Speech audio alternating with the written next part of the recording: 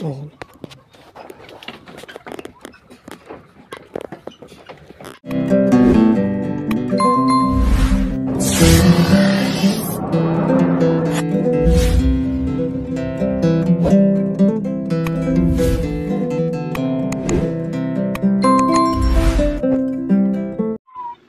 Good morning! Hello everyone! Welcome to my vlog.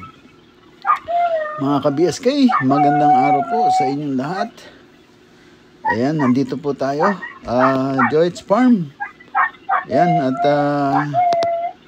ang video natin ngayon ay papatubig sila sa farm. Merong konting mga eggplant ang natira na kailangan alagaan ng konti para kahit pangkain lang ay may makuha. Napabayaan ng gusto yung mga tanim at hindi nagkaroon sila ng busy sa pamilya. Kaya yung caretaker hindi na alagaan mabuti. So ayan lang ang nakasurvive na tanim.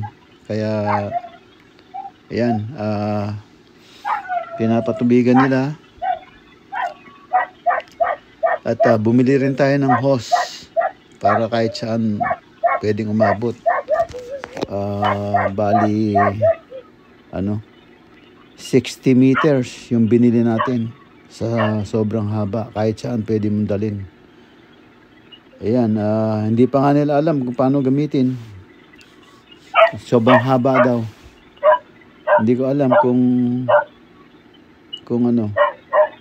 sinabi ko diretso nila doon sa dulo, sa kanila ibalik. Napakasimple. So ayan, nagpapatubig nga po sila ngayon. Yan, medyo inaayos din yung daanan ng tubig. Sabi ko nga, yung hose itututok na lang. Hindi na kailangan pang magpala, tutok mo lang yung hose dyan eh. Lahat yan mababasa eh. So ayan, konting hilot o guidance pa sa kanila para marami silang matutunan. So ayan po, nagpapatubig sila ng talong. Yun, hindi ko alam yung okra kung ano nang nangyari. Wala silang napabayaan na ng gusto siguro. Kaya sa akin okay lang. Gusto ko nga marami yung bakante para yung damo mapakinabangan na lang ng kambing. So pero malapit na pagka tayo umuwi na doon natin ayusin ng gusto. Sigurado yung gusto ko siyang masusunod dahil yun ang papatrabaho ko. Hindi yung hindi po pwede yung laktaw-laktaw mo papabayaan. Kung may tanim ay kailangan alagaan. So ayan po mga ka-BSK, pagkatapos po nila dyan, yun, dating routine uli, yun, yung mga alaga kasi kumbaga papakainin yung kambing papauwiin ganun.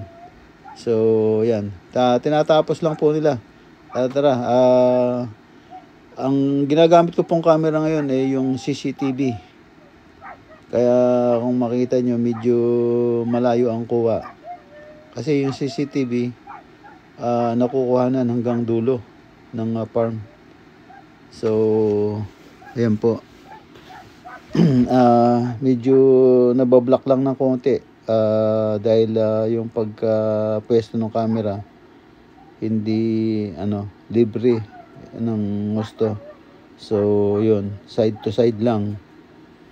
Pero okay na rin. Saka na lang baguhin pag Ayan po, samahan niyo po kami hanggang matapos po itong maghapon na to. Panoorin niyo po hanggang huli. At nakakatuwa po yung ating mga alaga. Ayan po.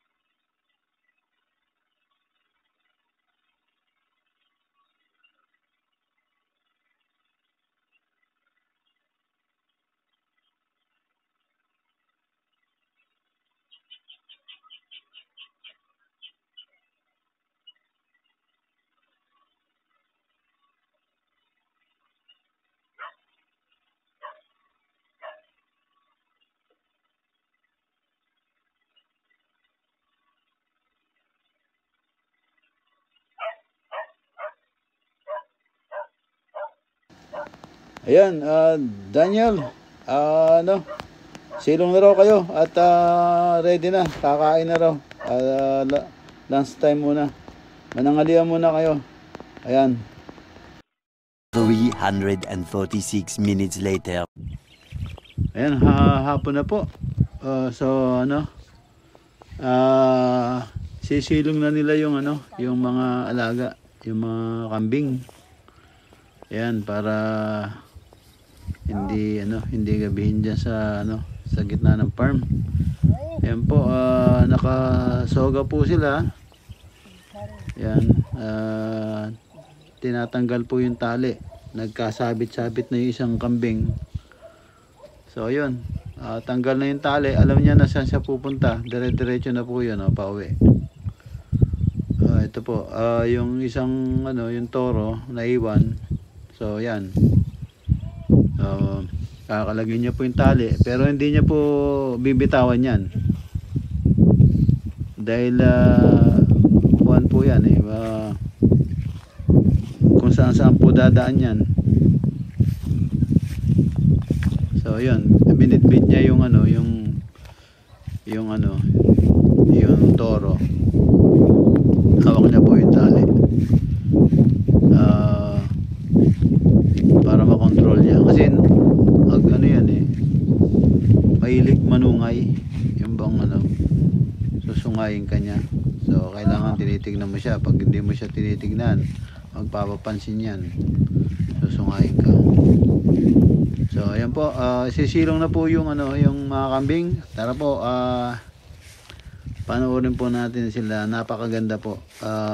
Talagang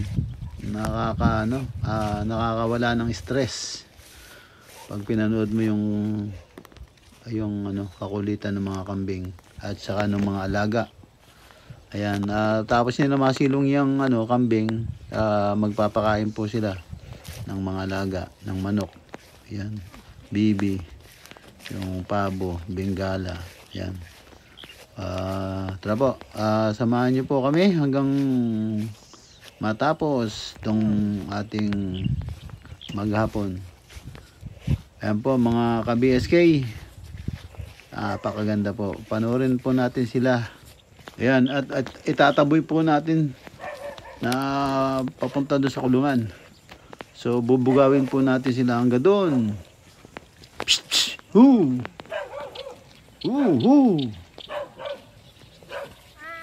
Hanggang makarating po sa kulungan. Ayan, at magtatakbuhan na po yan. Kasi may tanim pong talong dyan kaya kailangan natin ano, itaboy silang mabilisan.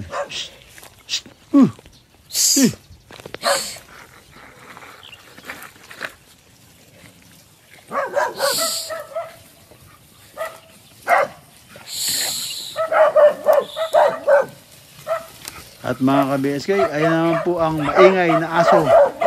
Ayan tahol ng tahol si Sniper. Aso po niyan ni Parang Ray. Nakaka-perwisyo na po doon sa kanila, kaya din na po dyan sa farm. At yan, maganda naman at meron tayong ano, pag nakakita po ng tao, nag-iingay talaga ng gusto. Ayan po yung aso ni Parang Ray. Ayan na, at papasok na po sila sa kanilang kulungan. Ayan, natataranta na po sila. Sarado nga lang po yung ano, pinto pa. Hindi pa nabubuksan, kaya hindi nila alam sa ano. Ayan po.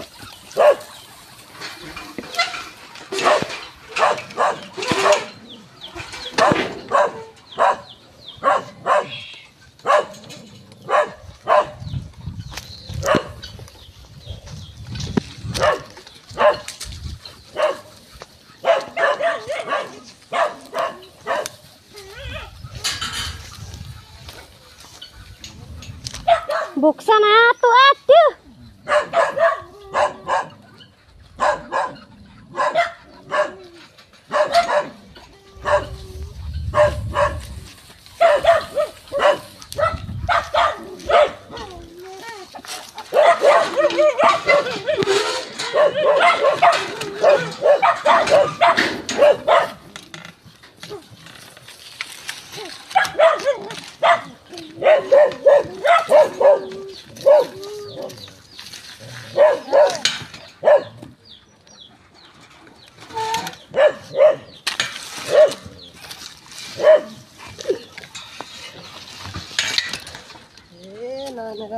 kahit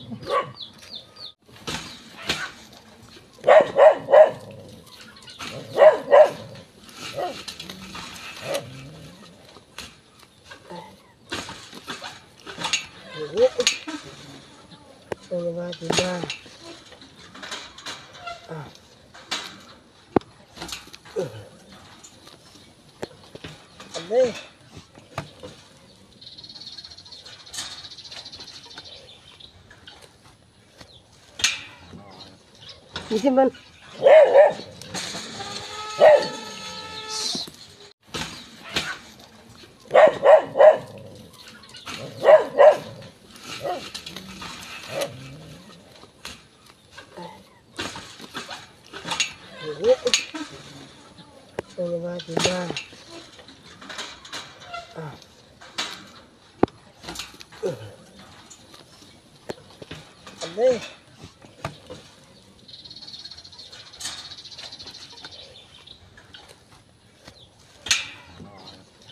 Isi man.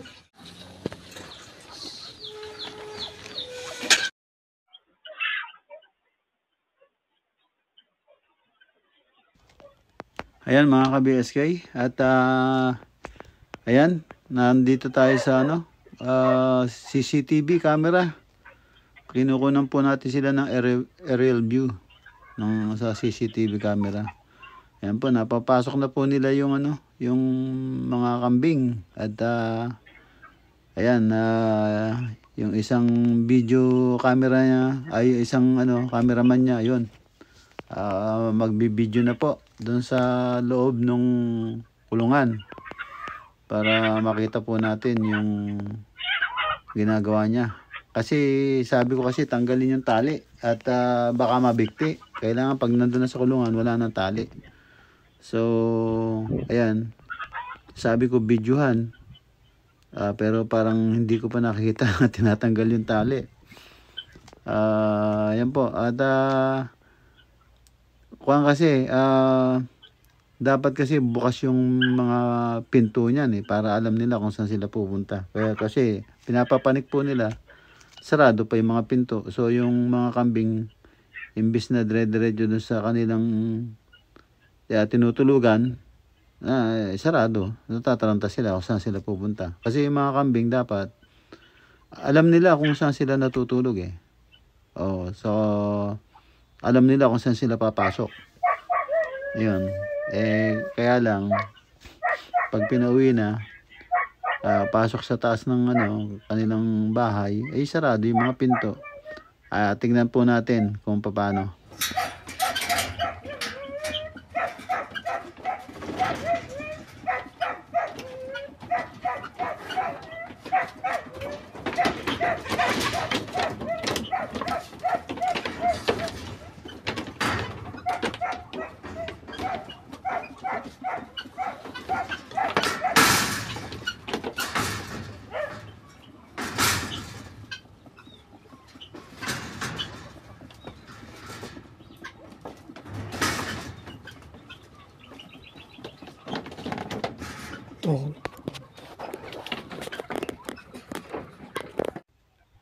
Ayan mga ka-BSK, tapos na po niyang binidyohan. Pina-stop na po siya ni Daniel. So hindi na natin nakita kung anong gagawin niya dun sa apat pa dun sa dulo. Yun, tapos na siyang nag-video. So bumaba na yung video camera niya, video man niya. So ayan, dito po tayo sa CCTV. Hintayin natin siyang lumabas at pagkatapos yun, papakainin na yung mga mga manok, bibi, bengala at pabo, yung turkey. Yan nga, hapon na, so bigyan natin sila ng konting pagkain para busog yung mga bibi para matulog, at yung manok, ayan, matulog sila ng busog at para maiklog. A few moments later.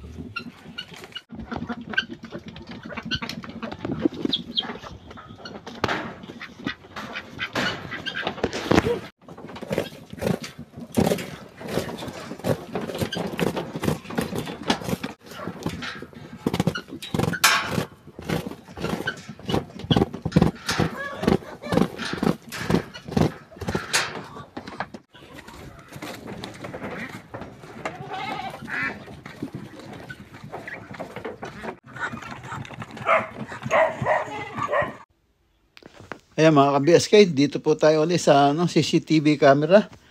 At yan, nagbibigay uli yung yung bata ng pagkain ng mga alaga. Yan. Yan para busog sila kung matulog. Para mangiklog. Yan. Yan pellets lang naman. Yung pagkain. Yung mga laying mass, yung integra at tinaluan ng isa pang laying mass para mix. Yan para yung matulog sila ng busog na para mangiklog. Kasi pagka gutom yan, hindi mangiklog yan. Ayan po, ayan po yung ating caretaker house. So, ayan, nandito pa rin tayo sa CCTV. Ayan.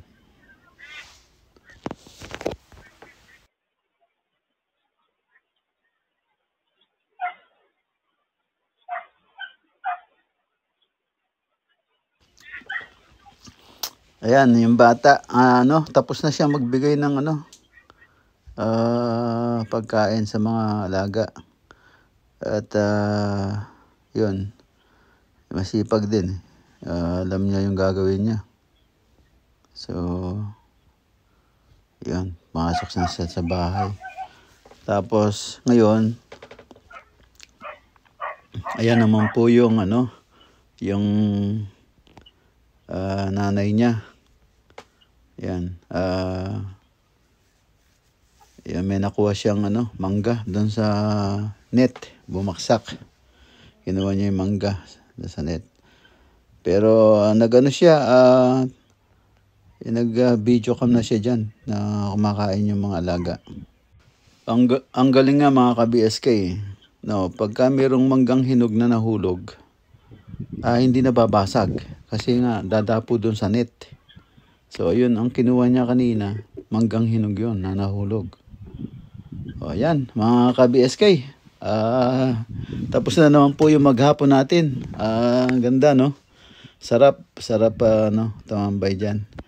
So, ayan, dito lang po muna. At kita-kita tayo sa susunod na upload, mga ka-BSK. Maraming salamat po sa panonood at tiwala. Sana huwag kayong magsawa at makapagbigay kami ng good vibes sa inyo. Ayan, comment lang po para mapa-improve natin kung ano pa yung dapat i-improve. Ayan, maraming salamat uli. Ayan, ingat-ingat po kayo kung saan man po kayo naruroon. Maraming salamat po sa lahat po ng aking subscriber at silent viewer at especially sa aking mga kaibigan. Maraming salamat po. Sana mag-stay lang po kayo at walang iwanan. At natutulong po tayo hanggang sa abot nating makakaya. Ayan, maraming salamat po. Sige po, dito lang po muna. Ingat po kayo and God bless. Bye-bye po. Bye-bye. Siya nga po pala mga ka-BSK, yung sagip kaagapay po. After ng Holy Weeks, lalakad po tayo. Magpapasaya po tayo ng small community. Abangan.